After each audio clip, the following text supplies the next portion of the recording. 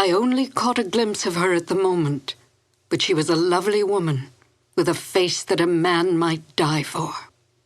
So says Sherlock Holmes in one of the most popular of the Conan Doyle adventures, A Scandal in Bohemia.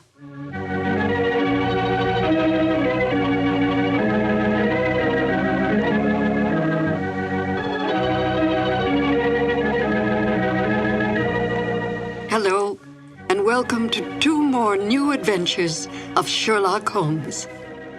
My name is Peggy Weber, and I had, as a young actress, the good fortune to perform with Basil Rathbone and Nigel Bruce on some of their Sherlock Holmes radio broadcasts. To Sherlock Holmes, Irene Adler was the woman. A great deal has been made of this over the years in many a pastiche, and even in some recent feature films, implying that Holmes was in love with Miss Adler. But we must not lose sight of the true nature of Sherlock Holmes.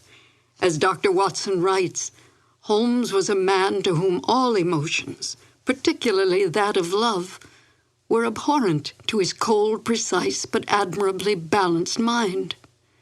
It would not be in Holmes' nature to be in love with such a woman. We must also bear in mind that outward signs of love in the Victorian era were suppressed. Women were considered second-class citizens, creatures who stood behind their men, bred and raised their children, and stood by silently and supportively. Such forward women as Irene Adler were considered loose women, a woman who was, in the words of the King of Bohemia, an adventuress.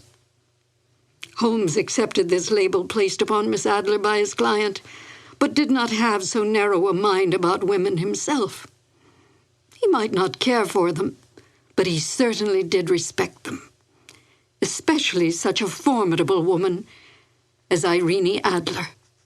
Miss Adler was a benign adversary to Holmes, for in truth all her actions were to protect herself, not to bring harm to the great detective or his client, the King of Bohemia.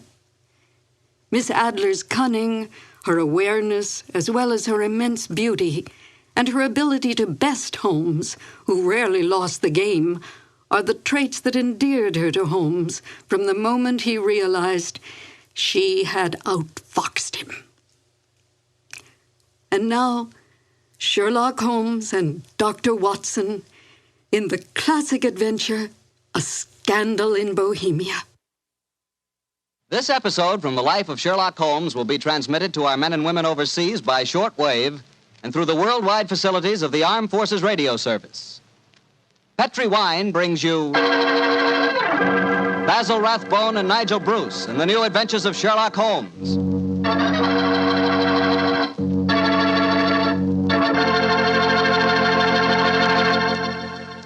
The Petri family, the family that took time to bring you good wine, invites you to listen to Dr. Watson tell us another exciting adventure he shared with his old friend, that master detective, Sherlock Holmes.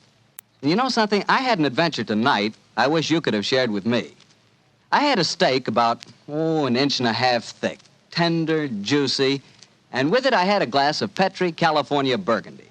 Now there's a combination, steak and Petri Burgundy. That Petri Burgundy's a perfect mealtime wine. It's a rich red wine that's hearty and full of flavor. Flavor that comes right from the heart of the grape. And don't think that Petri Burgundy is only good with steak. It'll make a hamburger sandwich taste like a feast, too. Try Petri Burgundy with any meat or meat dish. It's just wonderful. And serve it proudly, too, because after all, the name Petri is the proudest name in the history of American wines.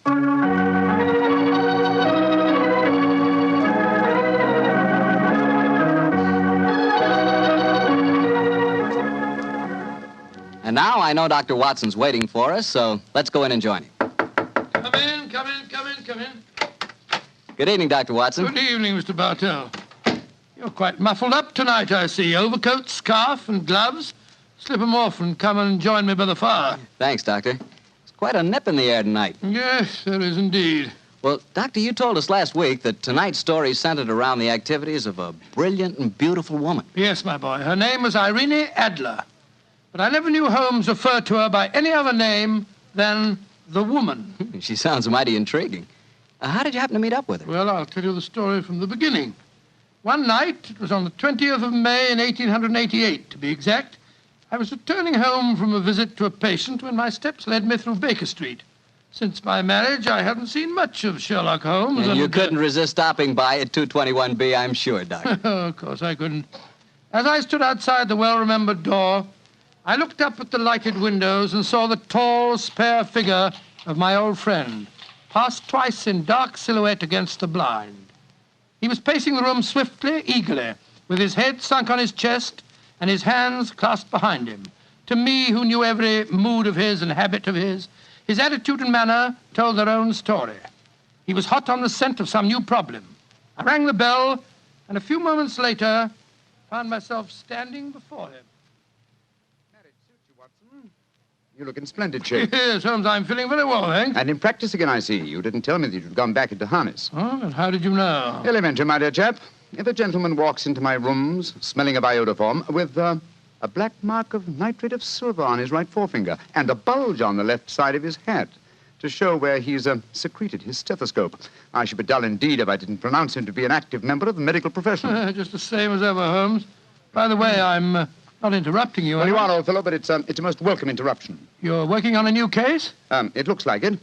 This letter arrived by the last post today. It's undated and has neither signature nor address. Read it. Let's have a look.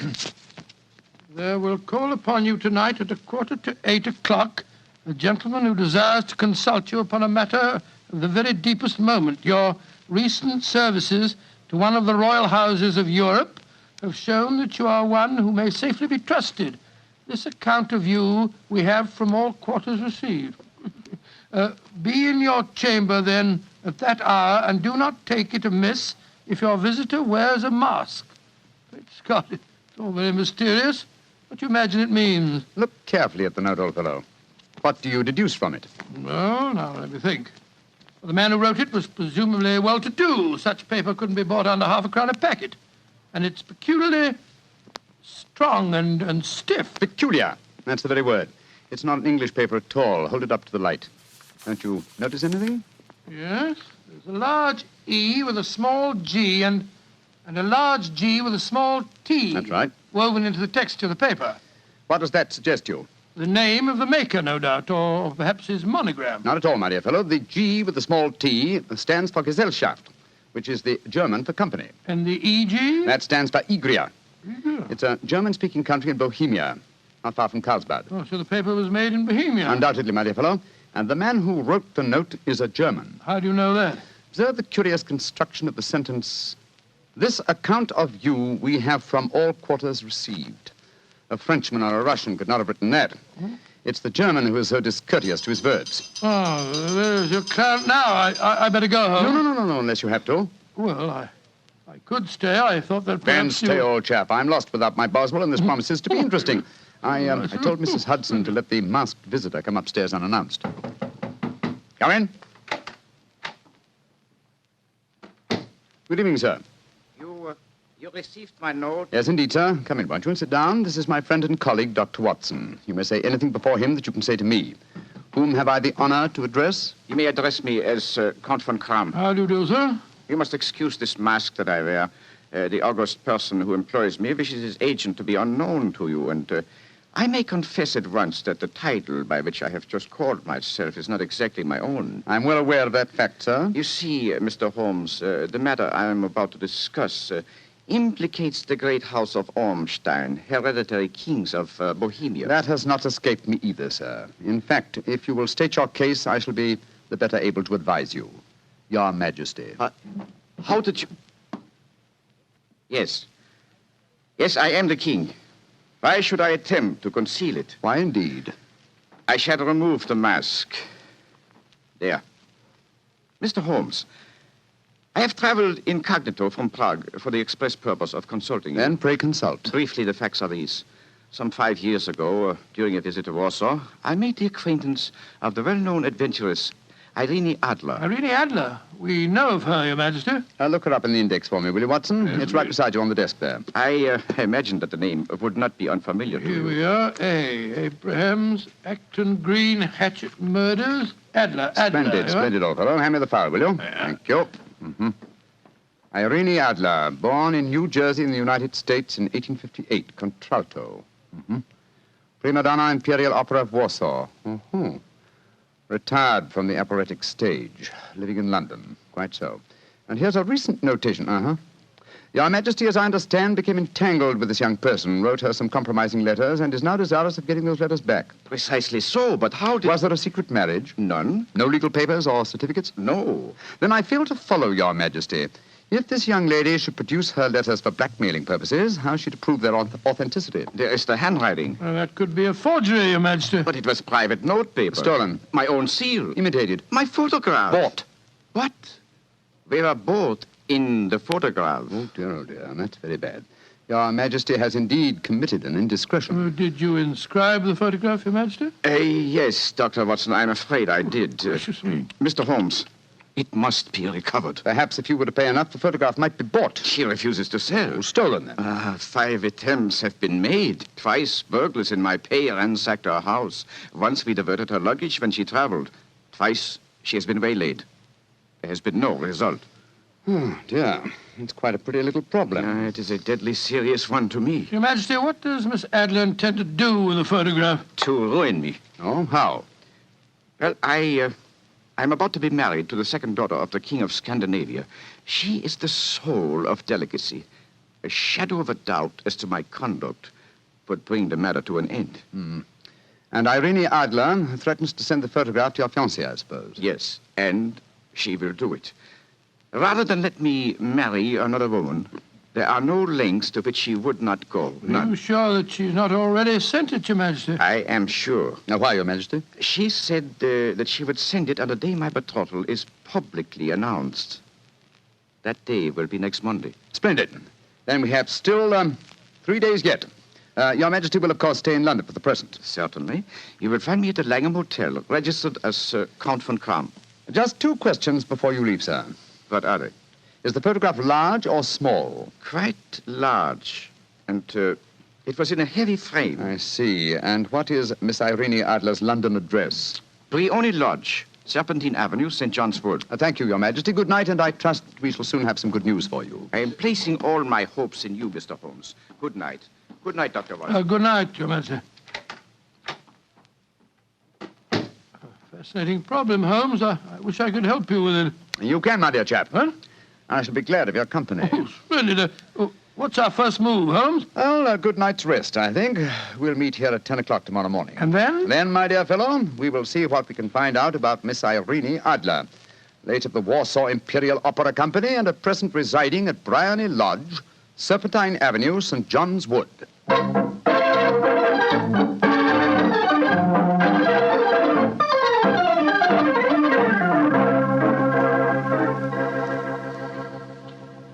Well, Holmes, a cursory examination of Briony Lodge didn't prove very illuminating. No, a bijou residence that represents the essence of dignified suburbia, but tells us very little about its owner. I think a visit to the local public house might prove more instructive. Come on, old chap.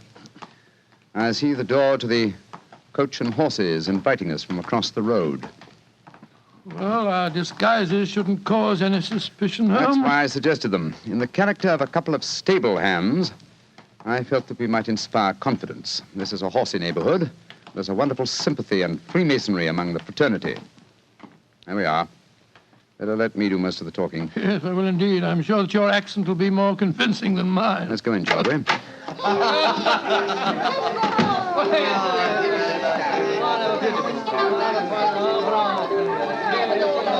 Well, what'll it be, mateys? Half of Oldham Mile, please. How about you, Charlie? All ever same? Yeah, 2 halves of Oldham Mile.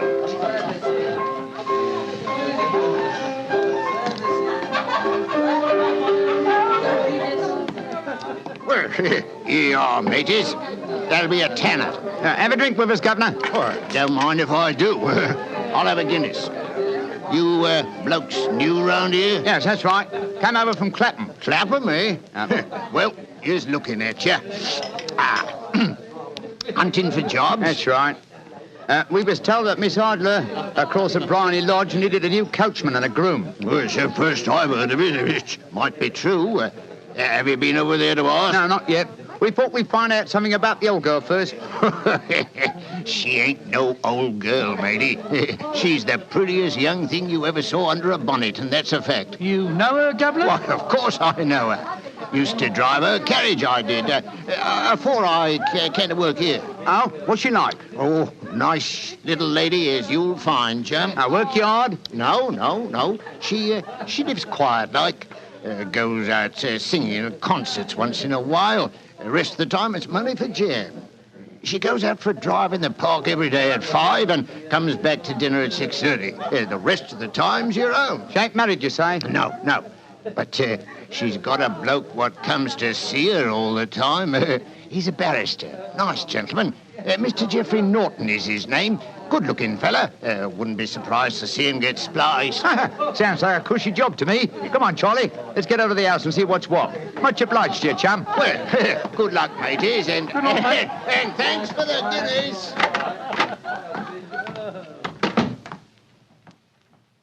What's our next move, Holmes? Let's stroll back to Briny Lodge.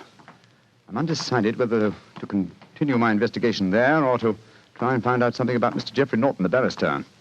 If he's just her lawyer and nothing else, it's more than likely that she's entrusted the photograph to his safekeeping. Hello. There's a cab waiting outside Miss Adler's house. Hurry, Watson. Maybe Mr. Norton's. Here we are at the gate. Yes. Here comes a man hurrying down the pathway. Quick. Flatten yourself behind this post. Listen. Where to now, Mr. Norton? Drive like the devil. First to Gross and Hankey's in Regent Street, and then to the Church of St. Monica in the Edgware Road. Half a sovereign if you do it in 20 minutes. Right, y'all, Mr. Norton. Up in. Try and signal the cab, Watson. We must follow him. Well, here comes one. Oh, no, it isn't. It's a private carriage. Miss Adler's, no doubt. Here she comes down the pathway. Back behind the post again, Watson. Where to, Miss Adler? The Church of St. Monica's, John, and half a sovereign if you reach it in 20 minutes. The game's afoot, Watson. Quick. We must get a cab and follow them. Here comes a hansom. Hi, cabby! Here! You blokes got enough money to take a cab? Here's a half sovereign for you, my man. Right you are. Where to, Governor? The Church of St. Monica in the Edgware Road, and another half sovereign for you if you get us there in 20 minutes.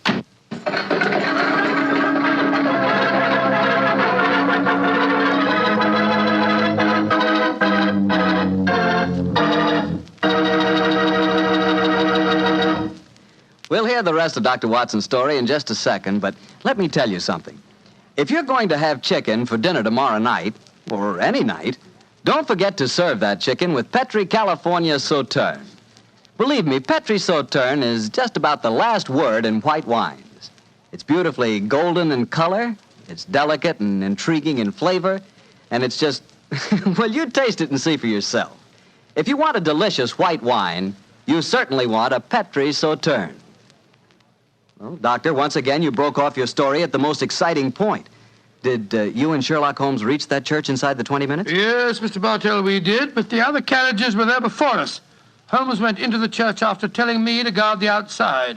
I must have waited for 10 minutes or more before Mr. Geoffrey Norton and Miss Adler came out, spoke a few words to each other, and then left in their separate conveyances. A moment later, Holmes, still dressed as a stable hand, came striding out of the church and down the steps towards me. He was obviously very excited. Watson. Have they left? Yes, in separate cabs. I overheard him say that he was going back to his office. And she said, I shall drive out in the park at 5 this evening. Splendid, old fellow. Then come on. We can return to Baker Street. What happened inside the church, Holmes? They were married. Married? Of course. The ceremony would have been illegal if it had been performed after noon. That accounted for their wild dash to the church. Jump into the cab. Where to now, Governor? 221B Baker Street. Oh, so they got married, eh? Yes, and it may amuse you to know that I acted as witness at the ceremony. Oh, you did? But how did that happen? Their own witness had failed to appear, and I was dragged into the breach. The bride gave me this sovereign as a memento. I think I'll wear it on my watch chain in memory of the What occasion. an amazing situation. Things begin to look better for the king, don't they? Yes. Now that she's Mrs. Norton, the chances are that she won't want to expose His Majesty after all. I hope so, Watson, I hope so. But we can't afford to take any chances. I think the time is right for us to come to closer grips with the lady.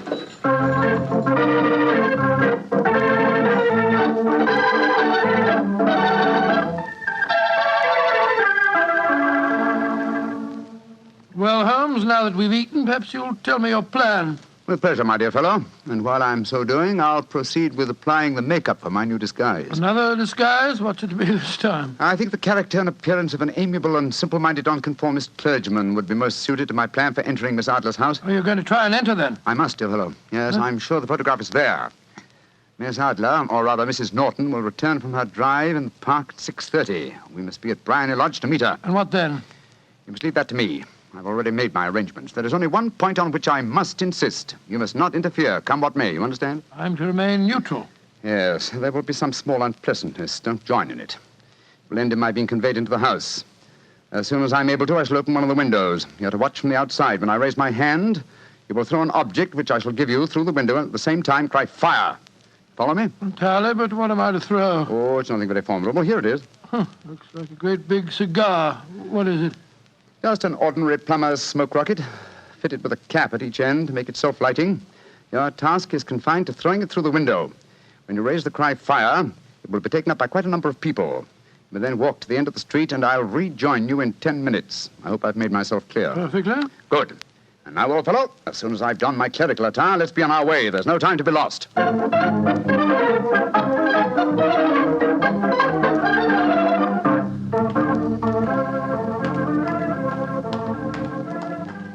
It's nearly 6:30, Holmes.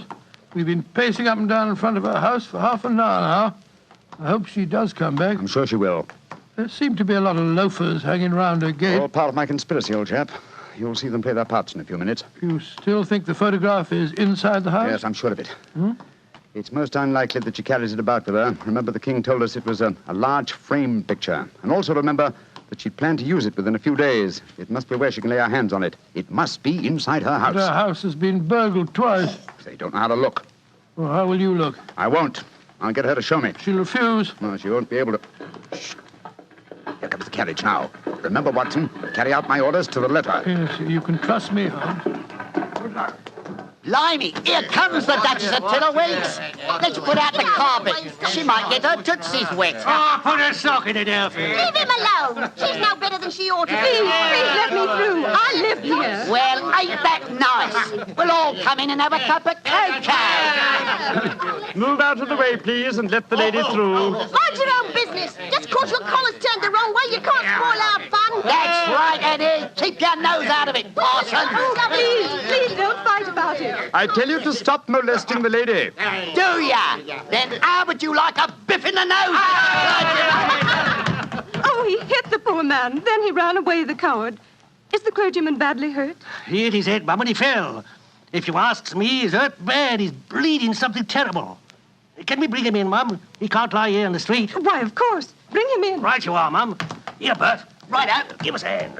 Anyway.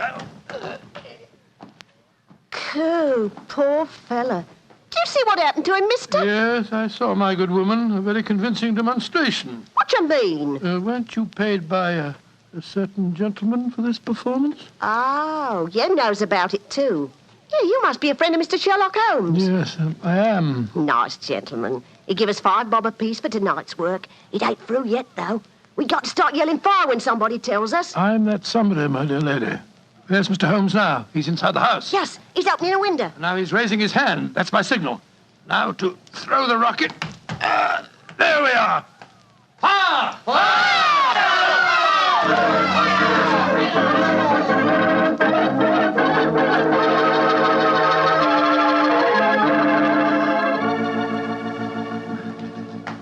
Holmes, there you are. You have the photograph? No. But I know where it is. She showed me, as I told you she would. I'm still in the dark. There's no mystery, old chap. When my accomplices started the row in the street, I had a little moist red paint in my hand. As my good friend Alfie pretended to strike me, I clapped my hand to my head and fell down. It's an old trick. Yes, I understand that, but how did my throwing the rocket help you? It was all important, my dear fellow. When a woman thinks her home is on fire, her instinct is at once to rush to the thing she values most. A married woman grabs her baby. An unmarried reaches for her jewel box. In this case, of course, it was the photograph. Where was it? In a recess in the living room, just above the right-hand bell pull. I caught a glimpse of it as she half drew it out. When I made it known that the fire was a false alarm, she replaced the photograph. As soon as I was able, I assured her that I was feeling well enough to leave. You didn't take the photograph, then? No, I felt that the Over-precipitance at this stage might ruin everything. And what do we do now? Drive to the Langham Hotel and inform His Majesty of what has happened. Then return with him here. After that, my dear chap, the case will be ended.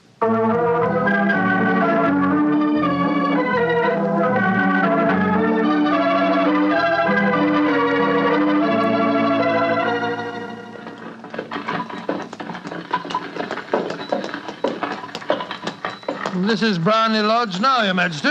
I'm all impatience. You're certain this photograph will still be there, Mr. Holmes? I have every reason to believe so, Your Majesty. I must confess, this is going to be something of an ordeal. Then I suggest that you let me do the talking, Your Majesty. I think I know how to handle the lady.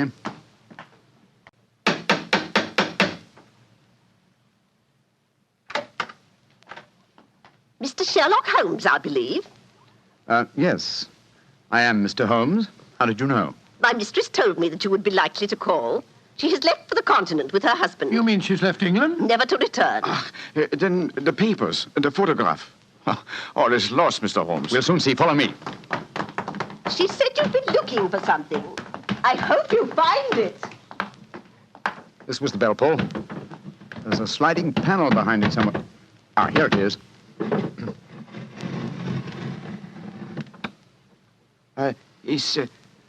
Is the photograph there, Mr. Holmes? There is a photograph, but it's a photograph of the lady alone. Here's a letter, and it's addressed to me. Well, what's it say, Holmes? My dear Mr. Sherlock Holmes, you really did it very well.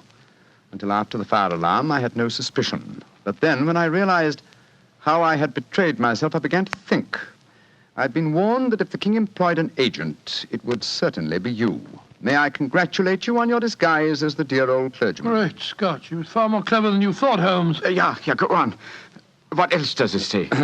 Let me see. My husband and I both thought that the best recourse was flight.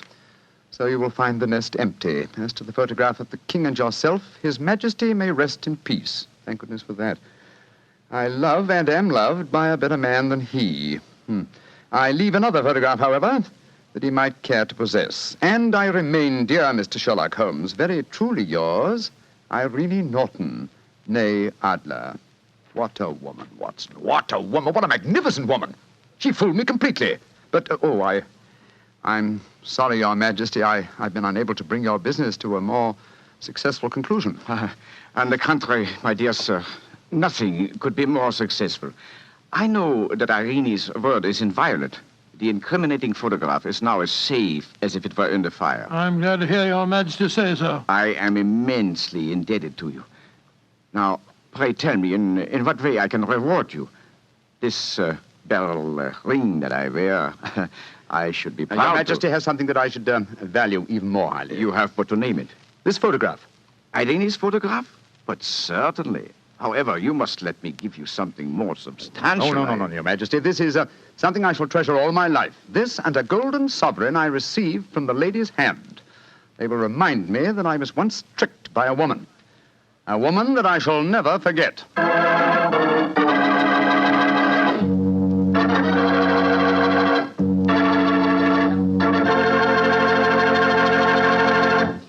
What a woman, that Mrs. Adler. Or should I say, Mrs. Norton. That's the kind of woman I could really go for, Doctor. Yes, if you could. Just between ourselves, I sort of, I sort of could go for her myself. She was intelligent. Yeah, she was rich. Beautiful. That's the kind of woman you want sitting next to you in front of a cozy fire on a nippy fall night. Just the three of you. The three of you? Mm-hmm. You, she, and a glass of Petri port. Mr. Bartelli. Why not? That Petri California port is some wine. Boy, that Petri family really knows how to make good wine, all right. And no wonder. Look at all the experience they've had. Ever since they started the Petri business way back in the 1800s, the Petri family has handed down from father to son, the art of selecting perfect sun-ripened California grapes and making them into clear, fragrant, delicious wine. Those letters, P-E-T-R-I, on the label of every bottle of Petri wine are the personal assurance of the Petri family that every drop of wine in that bottle is good wine. It's got to be, because Petri took time to bring you good wine.